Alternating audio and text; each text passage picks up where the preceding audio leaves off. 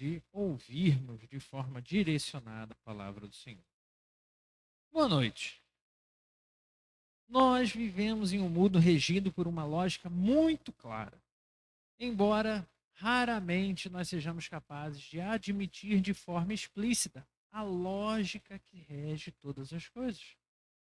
Então eu preciso te perguntar: você está preparado para avaliar o seu próprio coração? Preparado para deixar as escrituras sagradas trazerem luz sobre a sua vida? Se sim, então vamos lá. Nós nos aproximamos normalmente de determinado tipo de pessoa. Você já parou para pensar que tipo de pessoa chama a sua atenção? Que tipo de pessoa você quer estar perto?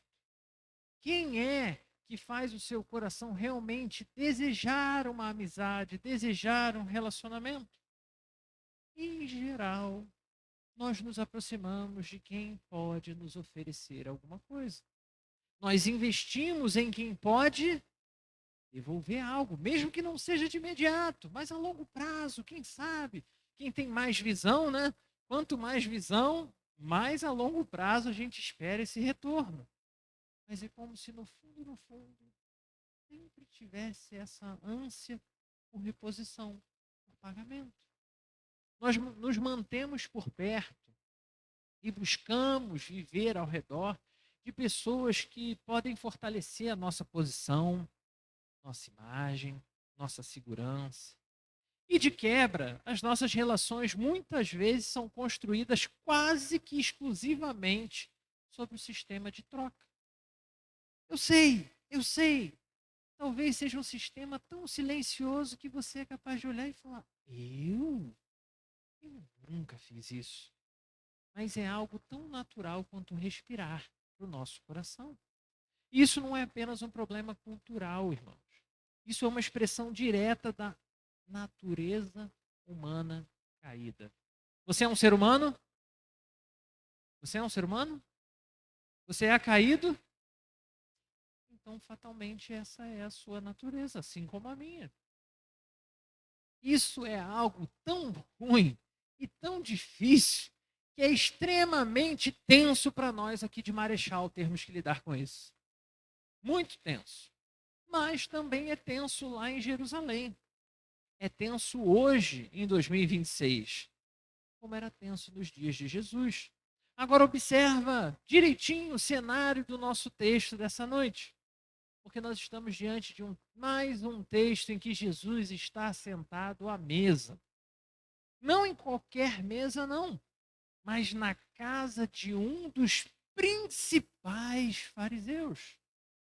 Um ambiente de elite, de prestígio, de observação social. Era quase que o momento de Jesus assumir ali a liderança religiosa, onde cada gesto é observado e recebe um significado. E é exatamente ali que Jesus faz algo totalmente desconcertante para todos os presentes. Ele não apenas confronta comportamento, não. Ele desmonta o sistema inteiro de valores daquele ambiente. Porque Jesus não fica perdendo tempo, irmãos. E ainda mais do que isso, ele redefine quem tem lugar no reino de Deus. Por isso convido você a abrir a sua Bíblia. Vamos ao texto. Evangelho de Lucas, capítulo 14. Lucas 14, do 12 ao 24. Ela veio para cá para comer sozinha. Lucas 14, do 12 ao 24. Então, Jesus disse ao que havia convidado: Quando você der um banquete ou jantar, não convide os seus amigos, irmãos ou parentes, nem os seus vizinhos ricos. Se o fizer, eles poderão também, por sua vez, convidá-lo. E assim você será recompensado. Quando, porém, der um banquete, convide quem? Os pobres, os aleijados, os mancos, os cegos. Bem-aventurado será você, porque estes não têm como retribuir. a sua recompensa virá na ressurreição dos justos. Ao ouvir isso, e essa parte é sensacional, um dos que estavam à mesa com Jesus lhe disse: Bem-aventurado aquele que comer no banquete do reino de Deus. Jesus então responde: certo homem estava preparando um grande banquete e convidou muitas pessoas. Na hora de começar, enviou seu servo para dizer aos que tinham sido convidados: venham, pois tudo já está pronto. Eles, porém, começaram um por um a apresentar desculpas. O primeiro disse: acabei de comprar uma propriedade e preciso ir vê-la. Por favor, desculpe-me. O outro disse: acabei de comprar 5 juntas de boi e vou experimentá-las. Por favor, desculpe-me. Ainda outro disse: acabo de me casar, por isso não posso ir. O servo voltou e relatou isso ao seu senhor. Então, o dono da casa ficou irado e ordenou ao seu servo: vá rapidamente pelas praças e pelos becos da cidade e traga os pobres, os aleijados, os cegos e os mancos. O servo disse: o que o Senhor ordenou foi feito e ainda assim há lugar. Então o Senhor disse ao servo: vá pelas ruas e pelos caminhos e insista que entrem para que a minha casa fique cheia. Eu digo a vocês que nenhum daqueles que foram convidados provará do meu banquete.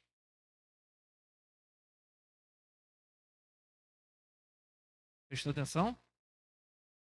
Preciso explicar?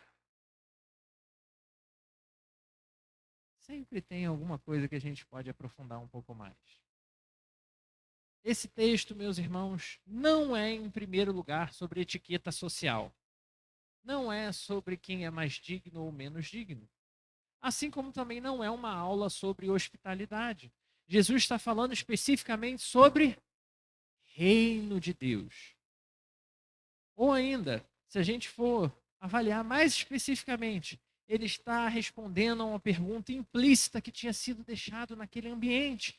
Muito bom, muito chique, muito importante, mas que ficava no ar, sem uma resposta. E a pergunta era: quem de fato pertence ao reino de Deus? Toda a elite estava reunida para poder dizer: eu faço parte. E a resposta de Jesus é profundamente desconfortável, porque ela revela que o reino de Deus não funciona como o nosso mundo funciona. No nosso mundo, pertencimento é construído por mérito. Você tem que se aproximar, você tem que se envolver, tem o lance do status, utilidade. No reino de Deus, pertencimento é definido pela graça. E que negócio difícil para nós lidar com essa tal de graça. E isso muda completamente o tipo de gente que pode então ocupar essa mesa. Jesus não apenas diz que os fracos podem entrar, que aqueles desprezados podem entrar. Ele diz que muitas vezes são exatamente eles que entram. Enquanto os que se consideram aptos ficam onde? Do lado de fora do banquete.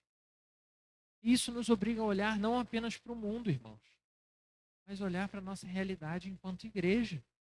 E principalmente para como anda o nosso coração com o nosso Senhor. E assim a gente chega ao nosso primeiro ponto dessa noite. Pega aí para anotar, na quarta-feira conversarmos. Primeiro ponto: o reino de Deus rompe a lógica da troca. O reino de Deus rompe a lógica da troca. Aqui a gente podia pensar em muitos exemplos muito fáceis. Mas eu acho que o mais fácil da gente pensar é aquele pai, aquela mãe que ama, que quer estar perto, mas que para dar conta de tudo tem que trabalhar pra caramba. Quase não vê o filho, quase não vê a filha, quase não participa. Como recompensar? O que geralmente se faz? Presente. Quando chegar na Páscoa, filhão, filhona, você vai receber aquele ovo de Páscoa. Quando chegar no dia das crianças, você vai ganhar. Na nossa cabeça, quase tudo se resolve com troca. Você errou com seu marido, com a sua esposa, compra um presente. Faz um bom café da manhã. Tudo baseado em troca. E Jesus começa dizendo algo que à primeira vista parece estranho. Ele já vai direto na mesma figura do jantar e vai dizer: não convide seus amigos, parentes e vizinhos ricos. E aqui, de novo, meu irmão, minha irmã, Jesus não está proibindo você de ter amigos ricos. Não está proibindo você de se envolver nesses outros relacionamentos. O que ele está dizendo aqui é que a motivação por trás do seu convite pode estar escapando dos seus olhos.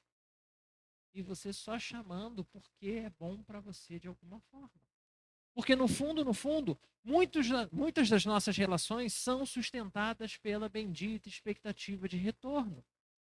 Nós damos, mas no fundo, a gente conta que um dia vai receber de volta. Nós incluímos esperando benefício.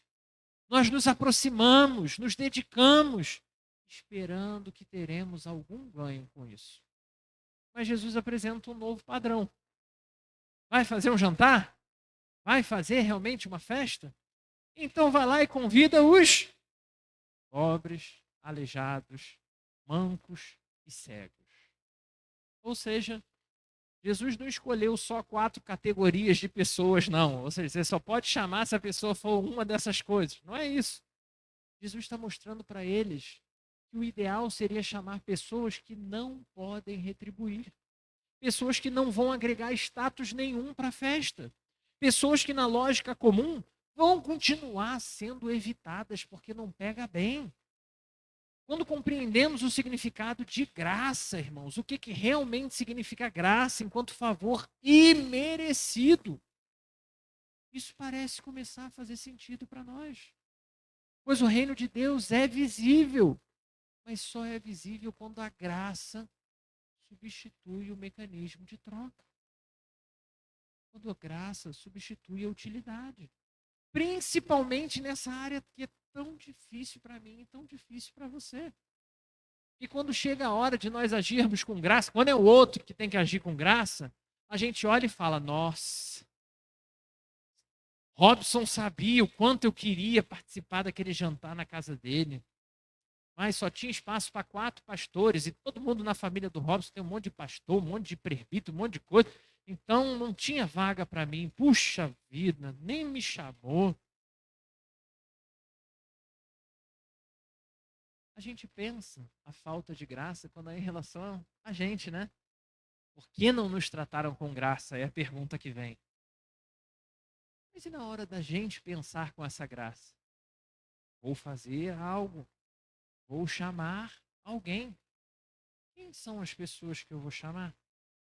Quem são as pessoas dignas de graça através da minha vida? Quando você começa a investir em gente que não tem como devolver nada para você. É aí, meu irmão, minha irmã, que você de fato começa a refletir o coração do reino dos céus. E por isso a gente precisa ser honesto com a gente. Quem são? Olha para você, olha para o seu coração. Quem são as pessoas que você evita? Calma aí que eu, né?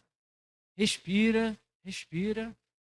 Quem são as pessoas que você tem evitado? Quem são aqueles que você tem olhado ao seu redor e considerado que são peso morto na sua vida? Quem hoje tem ficado de fora da mesa da festa que o Senhor está fazendo na sua casa? Esse ponto é importante demais, irmãos, porque segundo esse ensino de Jesus, isso revela muito mais sobre você, muito mais sobre mim, do que sobre qualquer outra pessoa. Inclusive, mais sobre nós do que os convidados da festa. E quantas vezes já falamos aqui sobre o utilitarismo e o seu poder nos nossos corações. E aqui vem um grande problema. Essa lógica da troca não fica só nas nossas relações, não. Ela molda também a forma como a gente passa a olhar para Deus. Porque quando a gente vive de fato assim, a gente começa a achar que o reino também funciona assim. Que pertencemos porque entregamos, porque fazemos, porque merecemos, porque estamos à altura de servos de Deus. E é exatamente nesse ponto que Jesus aprofunda o confronto. Porque enquanto alguns estão ouvindo isso e pensando em como ajustar o comportamento,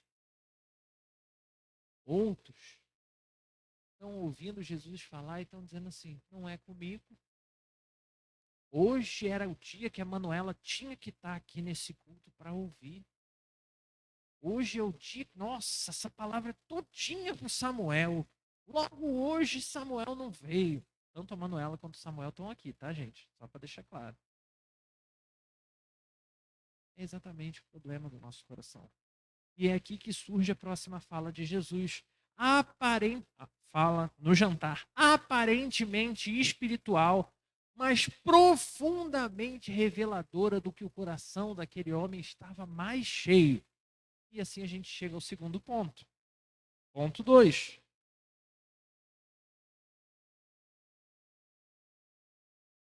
Os que se acham prontos são os que mais resistem ao reino.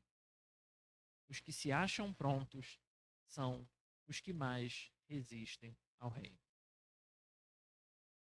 Depois dessa fala de Jesus, alguém dotado de uma espiritualidade sem igual se levanta e diz à mesa: bem-aventurado aquele que comer pão no reino de Deus.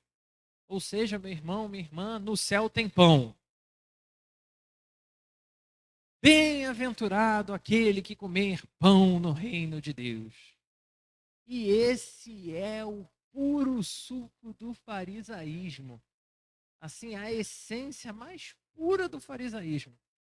Porque parece uma frase espiritual. Parece algo bom. Parece que ele está concordando com Jesus. Mas na prática é uma forma de escapar do confronto que Jesus está trazendo. Porque ele está dizendo implicitamente: realmente é para poucos. Mas eu, com certeza, estou lá dentro. Eu já passei. E quando eu leio esse texto e eu retorno a esse texto, eu sempre me pego imaginando a cara de Jesus ouvindo essa pessoa falar isso. Eu até anotei e apaguei aqui algumas vezes um vídeo que fizeram brincando na Páscoa, que era: Jesus está com os discípulos e aí ele diz: um de vocês vai me trair. Aí João vira para Jesus e diz: sou eu, Jesus? Aí Jesus: não, João, não é você. Pedro vira para Jesus e diz: sou eu, mestre? Não, Pedro, não é você. Aí Judas diz: sou eu, Jesus? Aí ele: sou eu, Jesus. Como a gente faz, né? Como a gente debocha. Como se Jesus debochasse também, né? Pelo menos era o intuito do vídeo, de mostrar que Jesus já sabia, mas não era a hora de revelar. E eu consigo imaginar a mesma coisa. Jesus, nessa situação, sabe quem falou, sabe o coração da pessoa, sabe o intuito, mas em vez de dar aquela resposta debochada, ele, como um mestre amoroso, da maneira mais sensacional, ele aproveita a oportunidade. Ele não menospreza, ele não ofende, ele não faz nada para fazer a pessoa se sentir mal. Ele vai responder com o exemplo mais claro de reino de Deus. E dessa vez era impossível Jesus ser mais claro. Dá uma olhadinha no versículo 1. Projeta aí para mim, Samuel. Lucas 14, versículo 1. Olha como começou esse nosso capítulo de hoje. Certo sábado, entrando Jesus para comer na casa de um fariseu importante. Não é qualquer fariseu. Os fariseus, a gente quando fala de fariseu, a gente já está falando da nata da sociedade, nata espiritual da sociedade. E aqui a gente está entrando na casa de um fariseu importante. Então Jesus está num jantar, na casa de um importante fariseu, e depois dessa situação, Jesus conta uma parábola. Presta atenção na parábola que Jesus contou. Um homem prepara uma grande ceia, um grande jantar. Tudo está pronto, o convite é feito, mas os convidados recusam participar do jantar. E aqui tem um ponto que é importante a gente observar aqui. Porque quando a gente vai para o que Jesus está contando, a história que Jesus está contando, a parábola que Jesus está contando, vai deixar claro que ninguém que rejeitou o convite, rejeitou de forma agressiva, não. Ninguém falou, tá maluco, eu não vou nesse... Não. As desculpas eram bem razoáveis. Um tinha comprado um campo. O outro tinha comprado juntas de bois. O outro tinha acabado de se casar. E nada disso, meu irmão, minha irmã, nada disso é pecado. O problema aqui é que tudo isso, de alguma forma, no coração dessas pessoas que foram convidadas, tinha se tornado mais importante do que o reino de Deus. E aqui está uma das verdades mais desconfortáveis que esse texto vai esfregar diante de nós. O maior obstáculo para o reino não é o pecado escandaloso. Não é o pecado escandaloso. O maior obstáculo é a autossuficiência ocupada. Quando a gente começa a dizer, Deus sabe que não dava. Deus entende que eu não posso. Deus sabe o quanto eu preciso disso e daquilo. Isso só mostra que essas pessoas entendiam que, de alguma forma, elas já tinham tudo o que precisavam. Gente que estava ocupada demais para atender um convite do Senhor. Gente que não sente mais necessidade de estar envolvido, comprometido. Por isso, os aptos ao reino, aqueles que parecem aptos, são os que rejeitam o chamado do Senhor. É aquele homem, aquela mulher que eu e você tratamos como os quase crentes, sabe? O ano é tão bom, que só falta Jesus. Só falta isso, menina, para entrar para a igreja. São os quase salvos. Os que qualquer pessoa de bem julgaria facilmente como convidável para a mesa. Por isso o ensino de Jesus, de novo, é claro.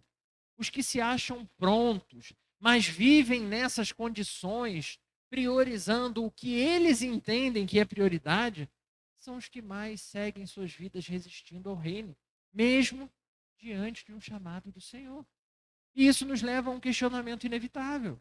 O problema não está apenas em rejeitar o reino, preste atenção. O problema não está em apenas rejeitar o reino, mas em não perceber, não identificar que pode não ser com palavras, mas no seu coração você já decidiu fazer, rejeitar o reino. Porque essas pessoas não disseram não para Jesus e talvez na cabeça delas faça sentido viver assim.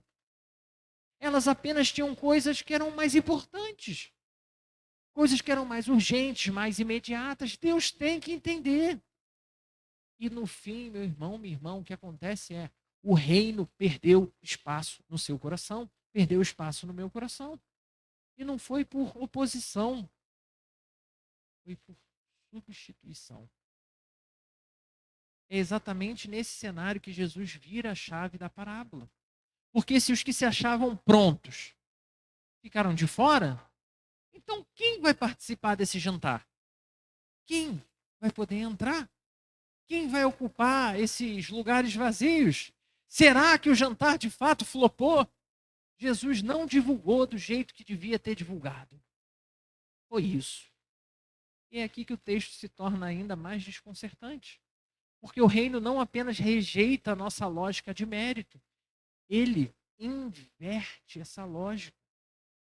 E esse é o nosso terceiro ponto. Prepara para anotar.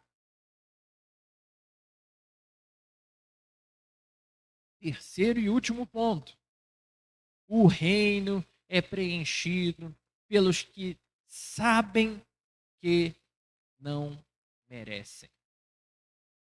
O reino é preenchido pelos que sabem que não merecem. E aqui o cenário muda de uma forma final e clara. O senhor da casa diz: tragam os pobres, os aleijados, os cegos, os mancos.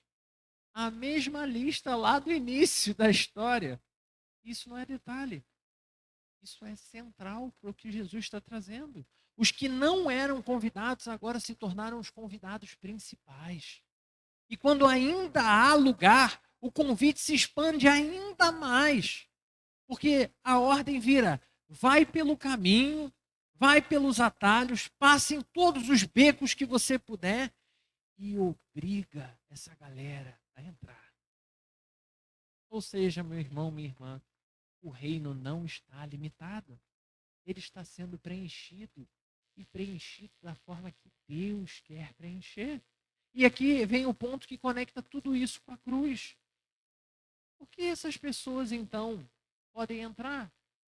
Porque, em via de regra, independente de ser pobre ou rico, está ocupado ou está disponível, todos são pecadores. Todos são miseráveis. E a resposta é: essas pessoas podem entrar porque alguém ocupou o lugar delas. Alguém pagou o preço delas. Na cruz, Jesus assume o lugar de cada um desses que são tratados como indignos. E isso ele faz com o único e exclusivo interesse de conceder o seu santo e puro lugar à mesa. Para mim, para você, para todo e qualquer homem e mulher outrora indigno. Na cruz, o Senhor recebe sobre si toda a rejeição da mesa, para que cada um de nós ganhássemos o direito ao convite. Na cruz do Senhor, ele é tratado como quem não pertence àquele lugar, para que eu e você possamos pertencer. Por isso, o reino não é para quem merece, nem nunca vai ser. É para quem reconhece claramente que não é digno, que não é merecedor, e que não há nada que possa ser feito para mudar esse status baseado na minha competência, na sua capacidade, em nada que a gente possa produzir. E é exatamente aqui que o texto deixa de ser apenas uma parábola, irmãos. Ele se torna um espelho. Porque se a gente for honesto, nós não somos as pessoas chamando para a festa. Eu e você não somos os anfitriões. Nós somos aqueles que estavam do lado de fora, sem convite, sem mérito, sem qualquer direito de estar à mesa. E isso redefine completamente a forma como a gente deve viver aqui. Porque se finalmente entendemos como funciona a graça, entendemos que a gente só pode entrar, só pode participar por conta da graça, eu e você não temos o direito de viver pela lógica da exclusão. Ninguém pode ser excluído. Ninguém pode ser impedido. Se eu e você fomos acolhidos sem merecer, não temos mais o direito de selecionar quem é que pode entrar, quem é que pode viver isso aqui. O reino que o Senhor nos recebeu é o mesmo reino que agora, meu irmão e minha irmã, que te incluiu à mesa e te chama a abrir espaço para outras pessoas.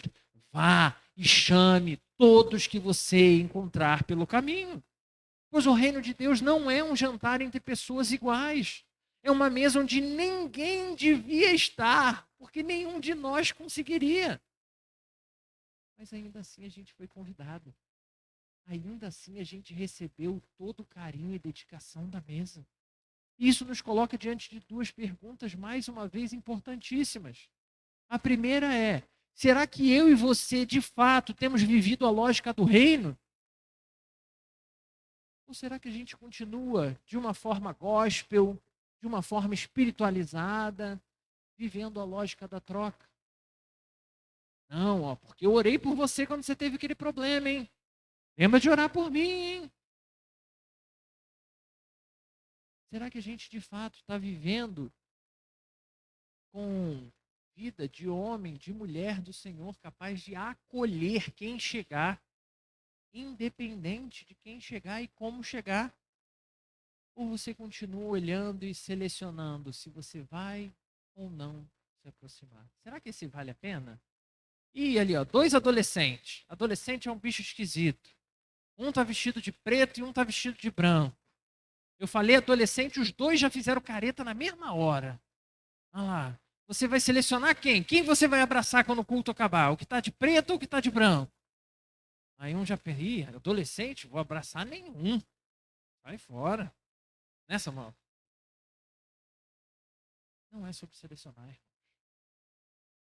É sobre fazer tudo com todos, como o Senhor fez com você. Como vidas foram usadas para fazer com você e por você. A segunda questão que a gente tem que responder é: como você respondeu ao convite? Porque o texto termina com um aviso seríssimo.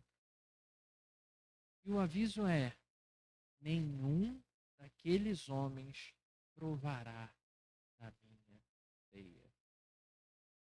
Irmãos, esse texto é incrível em todas as direções, porque ele deixa claro o quanto a graça é ampla, o quanto a graça continua alcançando pessoas que estão pelas ruas, por todos os cantos, em todas as condições.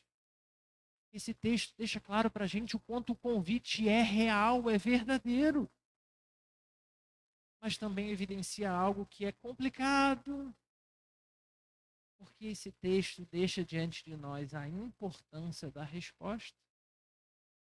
Precisamos responder. E hoje, mais uma vez, o convite está sendo feito diante de mim e diante de você. É um convite que claramente não é para os melhores, nem para os mais fortes, nem para os mais preparados, não para os que têm algo a oferecer a Deus, não é para os gigantes valorosos do Senhor, ou como tem um monte de campanha doida aí agora, os imparáveis, os implacáveis, os vencedores de Jesus, os Gideões, os isso, os aquilo.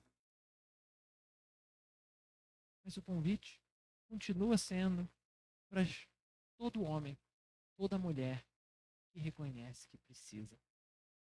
O reino de Deus ainda tem lugar, ainda tem vaga. A questão é: será que nós vamos entrar nesse reino? Será que nós vamos abraçar esse convite e tudo que esse convite representa? Ou ainda, até quando você acha que vai ter oportunidade para responder? Quantas vezes o Senhor está colocando mensagem atrás de mensagem, chamada atrás de chamada diante de você, que é necessário assumir posição. E você continua dizendo: espera mais um pouquinho, espera mais um pouquinho, Deus. Depois que eu tiver minha casa própria, depois que eu tiver isso, depois que eu tiver aquilo. Estou quase lá, Deus. Espera só mais um pouquinho. Porque chega um momento, meu irmão, minha irmã, em que o convite deixa de ser adiado e passa a ser encerrado. Não por falta de graça, mas por recusa contínua nos nossos corações. O texto não termina com uma porta entreaberta para sempre. Entra quando você quiser, mas por uma declaração firme. Houve um tempo de convite. O Senhor tem limite para o seu amor e para a sua forma de expressar esse amor. E isso não é para gerar medo vazio em mim e você, não, mas para nos trazer uma postura de lucidez. O reino não é uma ideia para considerar depois, é uma realidade que existe resposta, e uma resposta aqui e agora.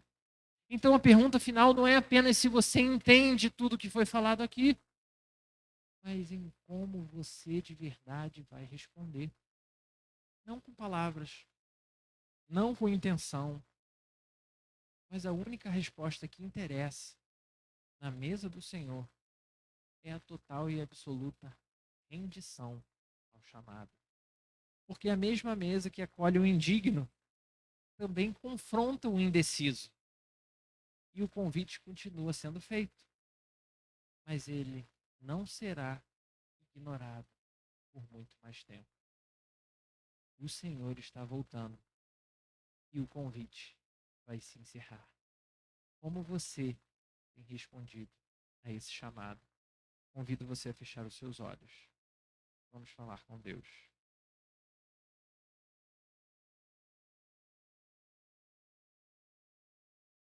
Santo, Santo Deus Todo-Poderoso, Deus do ontem, Deus que pagou o nosso preço, Deus que nos convidou a participar de uma mesa da qual nós não éramos dignos. Senhor do universo, louvado seja o teu nome, Senhor, por tudo que o Senhor fez, por tudo que o Senhor faz e por tudo que o Senhor já prometeu que vai fazer. Deus, quando nós nos deparamos com esse tipo de texto, o nosso coração entra, Senhor, em uma espiral, porque é fácil a gente se comportar como fariseu em muitos momentos, julgando que a gente já fez tudo que era necessário e a gente com certeza está dentro do time dos vencedores. Mas muitas vezes, Senhor, o nosso coração também faz a gente olhar para o que a gente fez e o que a gente vive e colocar a gente tão longe do Senhor, como se fosse impossível, até mesmo por teu poder e para tua graça, nos resgatar. Senhor, é poderosa a tua palavra e por isso nós nos alegramos nessa noite, ao ver que mais uma vez o Senhor nos chama à tua mesa. Jesus Cristo pagou o preço. É única e exclusivamente mérito dele a nossa salvação.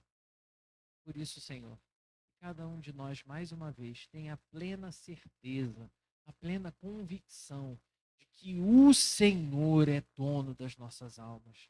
O Senhor pagou o nosso preço. E é no nome de Jesus Cristo que nós podemos nos aproximar da tua mesa. Senhor, não permita que nada, nem ninguém roube isso do nosso coração. Mas, Senhor, nós também te pedimos com igual graça que o Senhor nos preencha de tal alegria que a gente possa cumprir essa última etapa da parábola, onde a gente possa sair, Senhor, alertando que ainda há lugar nessa mesa, alertando que ainda existe salvação, Senhor. Não nos deixa viver uma vida de comodismo, uma vida autocentrada. Leva-nos, Senhor, a sermos porta-vozes do Senhor. Leva-nos, Senhor, a clamar, a rogar, a expressar por becos, por onde nós passarmos, que o nosso Redentor vive. E porque o Senhor vive, continua havendo lugar. Deus usa a vida de cada um de nós. É isso que nós pedimos e agradecemos. Em nome de Jesus. Amém.